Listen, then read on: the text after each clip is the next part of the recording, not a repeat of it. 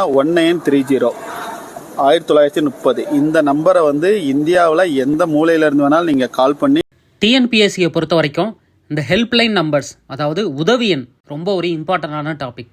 ஏற்கனவே டிஎன்பிஎஸ்சியில் கேட்ட கேள்வி பாருங்க, சைல்டு ஹெல்ப்லைனு, உமன் ஹெல்ப்லைனு, சைபர் கிரைம் ஹெல்ப்லைனு, இது மாதிரி கொஷின் கேட்டு இருக்காங்க. இந்த வருஷம் நடக்க போகிற ஏதாவது ஒரு டிஎன்பிஎஸ்சி எக்ஸாமில் ஹெல்ப்லைன் ரிலேட்டடாக கொஷின் கேட்டால் என்ன பண்ணுறது? அதுவும் முக்கியமாக லாஸ்ட் 4 வருஷத்தில் என்னென்ன ஹெல்ப்லைன் இன்ட்ரடியூஸ் பண்ணியிருக்காங்க அப்படிங்கிறத ஒரு கிளான்ஸ் பார்த்துடலாம். பாருங்க, ஹெல்ப்லைன் நம்பர் 14417. இது வந்து ஸ்டூடெண்ட்டுக்கான support helpline. Tamil Nadu education department கொண்டு வந்தாங்க. ஸ்கீம்ஸ் பற்றி ஏதாவது டவுட் இருக்கு, இல்லை ட்ராப் அவுட்டை தடுக்கிறதுக்கு, எக்ஸாம் ஸ்ட்ரெஸ் இருந்தால் இந்த நம்பரை ரீச் அவுட் பண்ணலாம். அடுத்து பாருங்க 14416. இது வந்து மென்டல் ஹெல்த் ரிலேட்டடான ஹெல்ப்லைன். டெலிமனாஸ் அப்படிங்கிற நேமில் வருது. சைக்காலஜிக்கல் கவுன்சிலிங்லாம் கொடுப்பாங்க ஸ்டூடெண்ட்ஸ்க்கு. இந்த 2 ஹெல்ப்லைனும் பாருங்களேன் 144னே ஆரம்பிக்குது.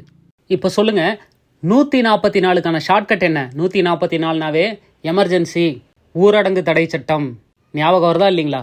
ஸோ அதை வச்சு ஷார்ட்கட்டாக ஞாபகம் வச்சுக்கோங்க. 144ன்னு ஆரம்பிச்சாவே ஏதாவது ஒரு எமர்ஜென்சி, எக்ஸாம் ரிலேட்டட் ஸ்ட்ரெஸ்ஸு அப்படின்னு ஞாபகம் வச்சுக்கோங்க.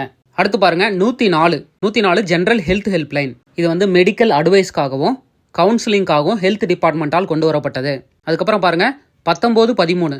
இதை வந்து சென்னை கார்பரேஷன் கொண்டு வராங்க. இந்த புயல் மழை டைமில் ஹெல்ப்லைனுக்காக, ரெஸ்கியூக்கான ஹெல்ப்லைனுக்காக 1913. அப்புறம் பாருங்க 1070 1077. இது ரெண்டுமே டிசாஸ்டர் மேனேஜ்மெண்ட்டுக்கான ஹெல்ப்லைன், பேரிடர் சமயத்தில் இருக்கிற ஹெல்ப்லைன்.